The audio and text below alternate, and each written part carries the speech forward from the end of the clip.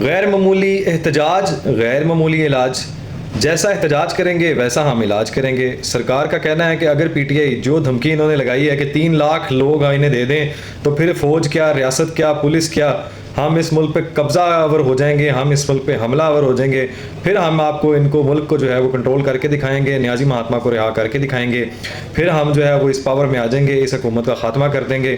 ना फ़ौज आएगी, ना कोई रेंजर होगी, ना कोई पुलिस होगी, 3 लोग आएंगे, आज़ादी होगी, हकीकी आज़ादी होगी। वैसे आज़ादी का जो पॉइंट है वो इन्होंने किससे लेनी है, इस्टेब्लिशमेंट से या अमेरिका से?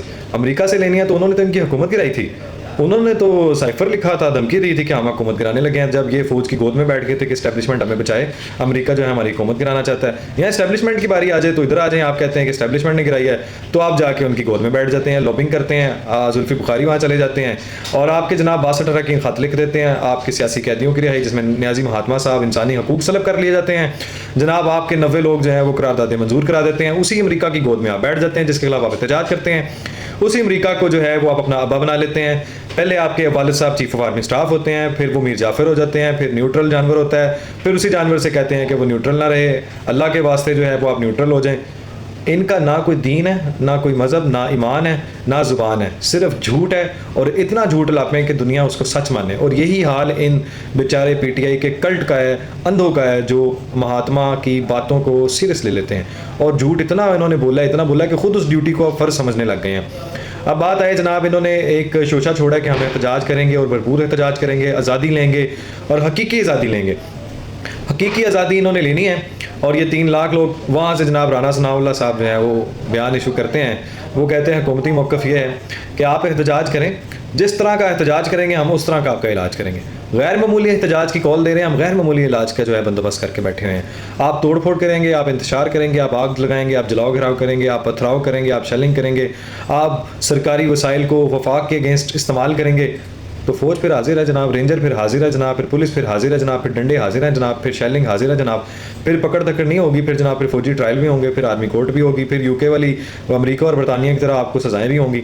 फिर आप जो है वो अगर रियासत के ख़िलाफ़ अगर कोई बकवास करते हैं और ज़ुबान दराजी करते हैं, भोंकते हैं, तो फिर आपके ऊपर जब पकड़ होती है तो आप मासूम बन जाते हैं। आप कहते हैं कि जनाब जुल्म हो रहा है, हमारी आवाज़ को दबाया जा रहा है, जबकि यूके बरतानिया में और अमेरिका में ऐसा नहीं है। उन्होंने कैटेगोरिकली जिन्होंने कैपिटल हिल पे हमला किया या दंगे किए बरतानिया में, उनको 48 घंटों के अंदर सख्त अंदरनाक सज़ाएँ दी हैं और उन सज़ाओं के साथ ये मेंशन भी किया है कि ये फ्रीडम ऑफ स्पीच और फ्रीडम ऑफ एक्सप्रेशन के ज़ुमरे में ये कोई चीज़ नहीं आती जो हमारी स्टेट के ख़िलाफ़ जाएगा, जो दंगे करेगा, जो फसाद करेगा, आग लगाएगा, जलाओ घिराव करेगा, उसका हम यही अंजाम करेंगे, उसका यही हल है। अगर काश ये हमारी अदालतें ये बात समझ जाएं कि जो भी ऐसी हरकत करेगा स्टेट के ख़िलाफ़ या मुल्क में अमन अमान की सूरत हाल को ख़राब करेगा, बदअमनी फैलाएगा, उन सब का इलाज अगर इन्हीं अदालतों से सही फ़ैसलों की बिना पे आइन और कानून के मुताबिक हो जाए तो शहर कानून लागू हो जाएगा, शहर का अमन जो है वो बहाल हो जाएगा, मुल्क में तरक्की होगी, मुल्क में अमन होगा, मुल्क में कानून और इंसाफ की जो है वो पासदारी होगी और लोग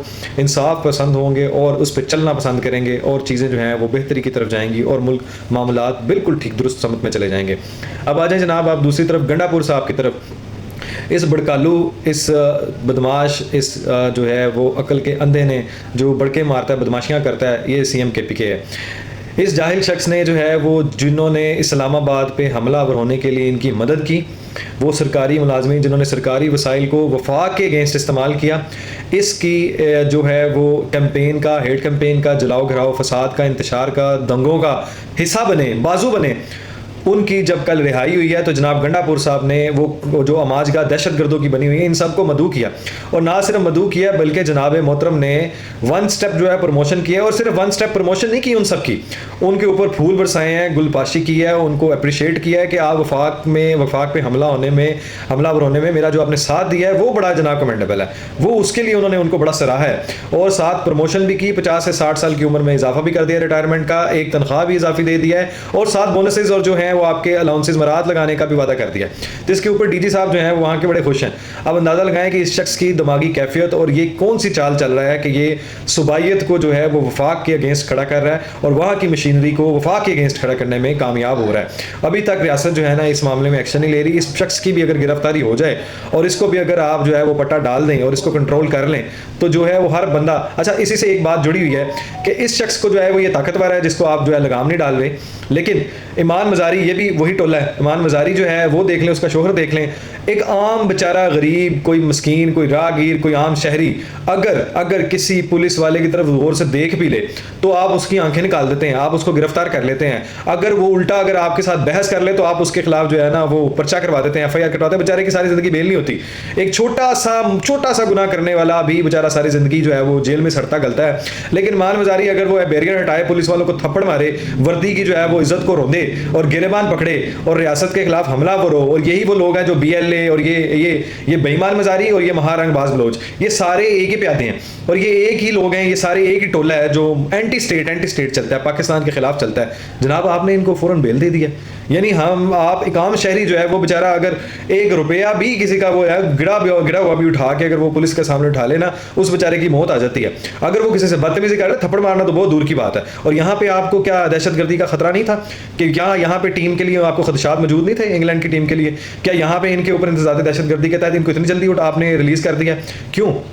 सवाल है ना रियासत का। रियासत क्या कर रही है? रियासत सो रही है यहाँ। यानी हर बंदा सिर्फ कानून जो है ना वो सिर्फ वो गुरबा के लिए, यतीमों के लिए, मस्कीनों के लिए और आम लोगों के लिए, आम गरीब मस्कीनों के लिए, सिर्फ आम लोगों के लिए जिन बेचारों का कोई सुनने वाला नहीं है, उनको आप जेलों में सड़ने देते हैं। छोटे से जुर्म के में भी आप उनको जेलों में डाल देते हैं। और यहाँ पे आप ताकतवर के आगे कानून कुछ नहीं है, गोलोंडी बना हुआ है।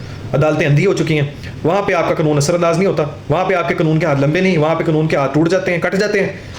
कानून जो है वहाँ अंधा ही नहीं, काना लूला लंगड़ा भी हो जाता है। तो कानून अपनी रेट कायम करे, इन लोगों से स्टार्ट करे, फिर जाके छोटों पे हाथ डाले। अब एक तरफ ये है कि जो यही हाल इसराइल कर रहा है, उसकी जारियत देखें। उसने 95 जो है वो फलस्तीनी बेचारे बेगुनाह शहीद कर दिए, शहरी बच्चे शामिल हैं उसमें, जो वर्कर्स हैं उनको शहीद कर दिया। उसने 45 के करीब जो है लबनानी शहरी शहीद कर दिए, 10 के करीब लबनानी सरहद के करीब शहीद कर दिए। यहाँ पे इंसानी हकूक किसी को नजर नहीं आएंगे, ना अमेरिका को, ना यूनाइटेड नेशन को, ना इंसानी हकूक की तंजीमों को। लेकिन यहाँ पे 13 साल की बच्ची से जब ज्यादती होती है, 6 लोग ज्यादती करते हैं, इज्तिमाई ज्यादती करते हैं 13 साल की बच्ची से, और जिसमें उसकी माँ भी शामिल है। यहाँ अंदाजा लगाएं आप उसकी बेबसी का कि पैसों की खातिर, चंद टकों की खातिर उस बच्ची का वो जो दम तोड़ गई है, उसका हिसाब कौन लेगा? यहाँ पे कानून हरकत में आएगा या इमाम मज़ारी की तरह जो है जनाब सिर्फ वहाँ पे आपके का हाथ जो है वो कट जाते हैं, या इन केसेस में आके हाई प्रोफाइल हो जाते हैं? वाई ये कहाँ से हाई प्रोफाइल है? हम आम लोग जो हैं, आम शहरी जो हैं वो हक पे हैं। उनका हक है पहला, उनको जो है वो इतना रिलीफ दिया जाए। शहरियों के हकूक जो है वो बराबर है, उजागर करने हैं तो इधर आए। इंसानी हकूक की तंजीमें तो इधर आए। जिस शख्स ने ज्यादती की किसी 6 साल के बच्चे से, 13 साल के बच्चे, वो किसी इंसानी हकूक के पदाश में कोई भी उसके लिए रहम की अपील नहीं है। वो इंसान है ही नहीं, तो इंसानी हकूक उसके ऊपर कैसा होगा? तो ऐसे शख्स को पकड़ें, ऐसे लोगों को लटकाएं, सारा माशरा खुद बहुत ठीक हो जाएगा। जब झूठ की बुनियाद और इसको आप उखाड़ के बाहर फेंक देंगे तो सब कुछ ठीक हो जाएगा।